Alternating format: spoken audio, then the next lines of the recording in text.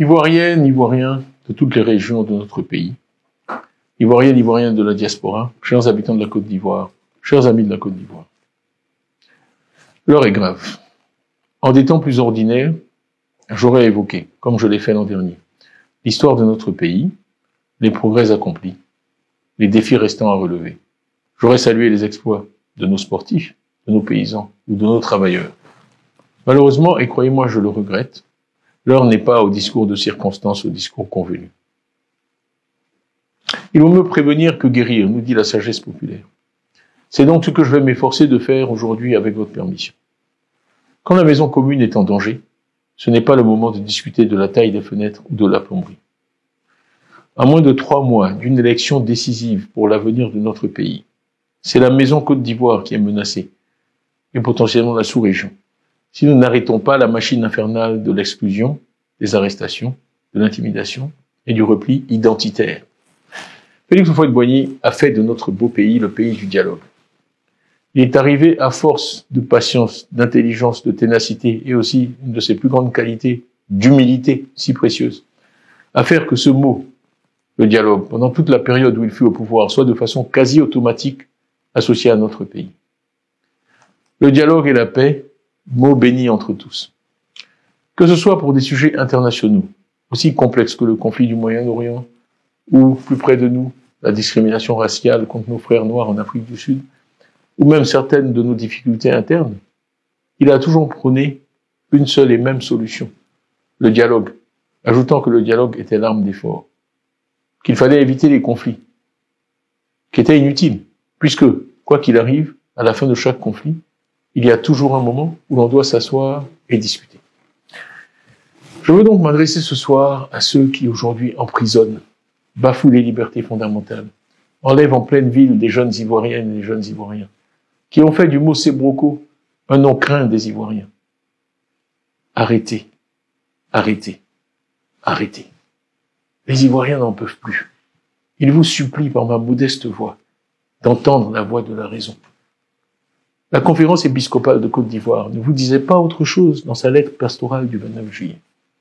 Elle dénonçait, et je la cite, l'amateurisme de l'administration électorale, la fraude, la corruption, les violences multiformes.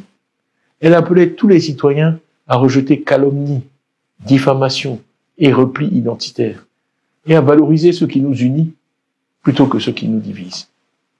Concernant la question de l'éligibilité à la présidence, la même lettre pastorale appelait à allier respect du droit et bon sens politique, en tenant compte du contexte actuel pour favoriser l'inclusivité et prévenir les tensions.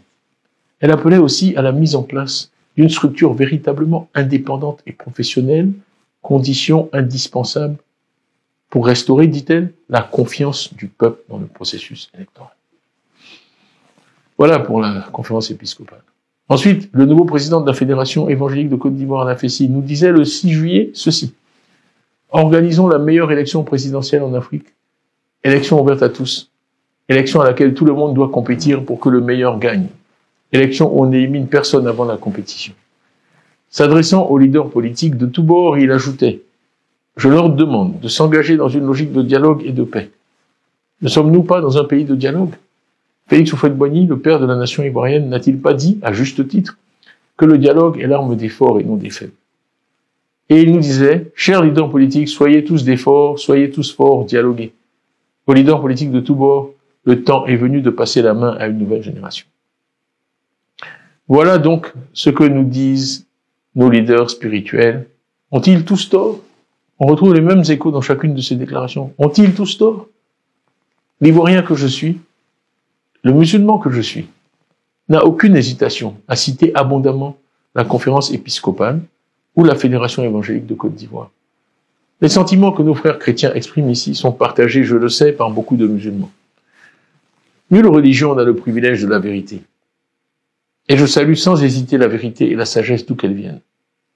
Merci donc à nos frères chrétiens, catholiques et protestants, de montrer la voie sur ce point. C'est dans un œcuménisme bien compris et bien vécu que nous bâtirons une Côte d'Ivoire en paix et prospère. Et cette paix, elle profite à tous. Et de même, la violence affecte tous. Une balle qui siffle ne saura jamais faire la différence entre un musulman, un catholique, un protestant, un animiste, un évangéliste ou un athée. Et donc, il y a exactement un an, le 7 août 2024, dans mon message, je disais, la Côte d'Ivoire de demain doit définitivement tourner le dos à ceux qui nous ont divisés et continuer à nous diviser. Alors que nous nous rapprochons de 2025, disais-je en 2024, je crains que des leaders essaient de nouveau de nous entraîner dans la voie du conflit et de la violence. Le président Houphouët-Boigny nous a laissé en Côte d'Ivoire une culture de paix, de dialogue et instrument essentiel de recherche permanente de consensus. Il a bâti une Côte d'Ivoire unie, dont les fondations ont pris appui sur notre devise, union, discipline, travail. Nous ne comprenons pas ce que nous vivons aujourd'hui. Pourquoi tant d'arrogance? Pourquoi tant de violence? Pourquoi toutes ces arrestations? Amis de tous et ennemis de personne, comme aimait à le dire le président Houphouët-Boigny. La Côte d'Ivoire était un exemple de pays africain moderne et modèle. Elle a su surmonter pendant 30 ans tous les défis, qu'ils fussent sociaux ou économiques, dans un souci permanent de cohésion sociale et de richesse équitablement partagée. Cette Côte d'Ivoire était forte de sa diversité, dans une philosophie bien comprise de l'union qui seule fait la force. Ivoiriennes, Ivoiriens, mes chers compatriotes, à la veille de l'échéance cruciale du 25 octobre 2025, force est de constater qu'il règne dans le pays un profond malaise. Le PDCI-RDA, quant à lui, est porteur d'un projet social, économique et politique qui met avant tout l'accent sur la personne humaine, le capital humain, les femmes et les hommes de ce pays. Un projet qui fera régner la paix dans un pays de tolérance, un pays fier et riche de sa diversité, et qui offre à ses enfants, où qu'ils naissent sur le territoire national, quelle que soit leur origine sociale, religieuse ou ethnique, leur chance. Le PDCI-RDA a soigneusement écouté, depuis 18 mois, ce que veulent les Ivoiriens, et a développé un programme basé sur ces attentes. Sans être exhaustif, que veulent donc les Ivoiriens? En cette année 2025, la première chose qu'ils désirent, c'est le changement, l'alternance, mais sans violence. Le changement, l'alternance, mais sans violence. Un auteur a dit, savoir comprendre quand il faut partir, c'est de la sagesse. Être capable de le faire, c'est du courage. Pouvoir partir la tête haute, c'est de la dignité. Nous avons aussi été à l'écoute des jeunes. Avant tout, ils ne veulent plus vivre dans la hantise du chômage. Un véritable fléau pour eux. Ils rejettent formellement un système moralement corrompu et en déclin. Ils veulent un débat ouvert, sans crainte d'arrestation, et des élections où ils auront un véritable choix. Ils veulent se donner le droit et les moyens de déterminer leur propre avenir en choisissant des responsables intègres et qui prêchent par l'exemple. C'est cette volonté-là qu'exprimaient les 943 000 Ivoiriens nouveaux électeurs qui ont pris d'assaut les bureaux de la révision des listes électorales à la fin de 2024. Des centaines de milliers d'Ivoiriens étaient prêts à s'inscrire dans le cadre du révision des listes électorales 2025, qui, leur dit-on maintenant, n'aura pas lieu.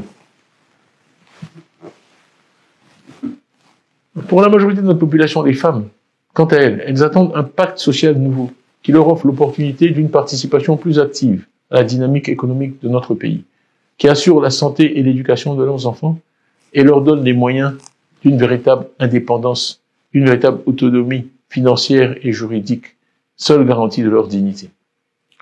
Quant aux petites et moyennes entreprises, les PME, mais aussi et surtout le secteur informel auquel je tiens beaucoup, qui est l'essentiel de notre économie, ils espèrent un cadre nouveau, sans corruption, sans administration tatillonne, sans tracasserie administrative, et une économie pilotée par des entrepreneurs nationaux ivoiriens à succès. Nos paysans, quant à eux, ne veulent plus supporter des impôts et des taxes élevés sans en ressentir les bénéfices dans leur quotidien. Nos fonctionnaires attendent de l'État de meilleures conditions de travail, un profil de carrière clairement déterminé et des opportunités. Pas des mesures salariales ponctuelles à l'approche de chaque élection. Les opérateurs étrangers, quant à eux, seront toujours les bienvenus, bien sûr. Ils prennent une part essentielle à notre développement.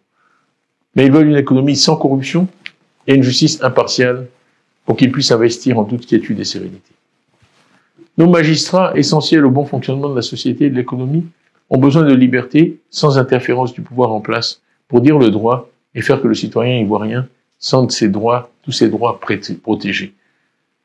Une personne que je connais dit souvent que dans un bon système juridique, on doit pouvoir porter plainte contre le fils du président de la République et gagner.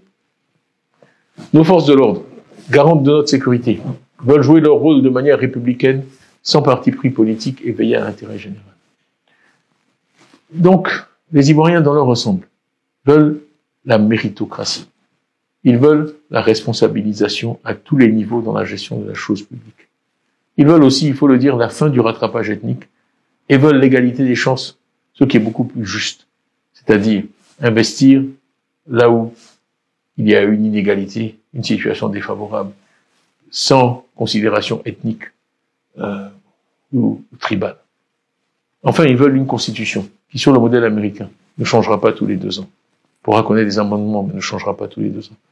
La limite de 2 mandats, quant à elle, sera exprimée comme une limite portant sur la vie d'un être humain de la naissance à la mort. De sorte que nous ne vivions plus jamais de 3e ni de 4e mandat d'une même personne, quelles que soient ses qualités. Force doit rester à la Constitution. La diaspora, quant à elle, veut voir ses droits, et en particulier sa nationalité ivoirienne, sécurisée et non plus remise en cause de façon arbitraire, pour pouvoir contribuer par ses talents et ses ressources financières, comme elle le fait déjà, au développement de notre pays. Tout cela, le PDCI-RDA et moi, son président, nous vous l'apporterons. Ivoiriennes, Ivoiriens, mes chers compatriotes, tous les Ivoiriens aspirent à la paix. Ils ne veulent plus vivre dans la peur. La Constitution, loi fondamentale de notre pays, garantit à l'opposition et à tous les partis politiques la liberté d'expression et d'action. Le gouvernement, quant à lui, est là pour faciliter l'exercice de ses droits et non pour l'empêcher. La seule solution à l'impasse actuelle est le dialogue. C'est pourquoi le PDCI-RDA s'est uni aux autres partis d'opposition, dans le Front commun et dans la coalition CAPCI, dans le but d'obtenir que le gouvernement ouvre un dialogue politique pour aboutir à une élection inclusive et apaisée. Un mot à cet endroit de mon propos pour nos amis et partenaires extérieurs qui sont essentiels à la vie et à la prospérité de la Côte d'Ivoire. Le régime actuel est arrivé au pouvoir avec l'aide d'une ingérence extérieure majeure, nous le savons tous, sous l'égide de l'ONU. Sachez donc que les Ivoiriens vous tiennent, vous, à l'extérieur, vous tiennent comptable des agissements de ce régime que vous avez mis en place. Ayant contribué à le mettre en place, certains sont tentés d'évoquer le principe de non-ingérence, pour ne rien dire sur un 4e mandat anticonstitutionnel, l'élimination systématique du scrutin des leaders de l'opposition, les arrestations à motivation politique. Eh bien, cette position de prétendue non-ingérence adoptée par ceux-là même qui ont mis ce régime en place est tout simplement intenable, aussi bien sur le plan pratique que sur le plan des principes, sur le plan moral. Si vous voulez redresser une certaine image et préserver les bonnes relations que mon pays a toujours entretenues avec vous, et que personnellement je souhaite qu'il continue d'entretenir, bien sûr, une Côte d'Ivoire ennemie de personne et amie de tout le monde, soyez du bon côté de l'histoire. Ne soutenez pas à bout de bras un régime usé, vieillissant, corrompu, sous perfusion et à court d'idées. Si vous faites le mauvais choix, ici, c'est-à-dire celui du court terme et des intérêts particuliers, le tribunal de l'histoire et les Ivoiriens vous jugeront durement. C'est le lieu et le moment de saluer tous les efforts déployés par l'ONU, la CEDEAO, l'Union européenne et beaucoup d'autres encore, qui ont dépêché des missions de bonne volonté dans notre pays pour que la raison l'emporte. Nous les en remercions, nous les remercions pour leurs efforts et nous les encourageons à les poursuivre. Malheureusement, à l'heure où je parle, de nombreux militants du PDCI-RDA et d'autres partis politiques sont en prison. Avant de terminer mon propos, je voudrais donc bien sûr exprimer ma solidarité et ma compassion à nos prisonniers et à tous ceux qui croupissent dans nos prisons en raison de leurs convictions politiques. Un jour, ils seront reconnus et célébrés comme les hommes et femmes de courage et de conviction qu'ils sont. Je demande au gouvernement, dans un souci d'apaisement, à un moment critique de notre histoire, de les libérer. Libérez-les. Ayez le courage de les libérer, libérez-les tous.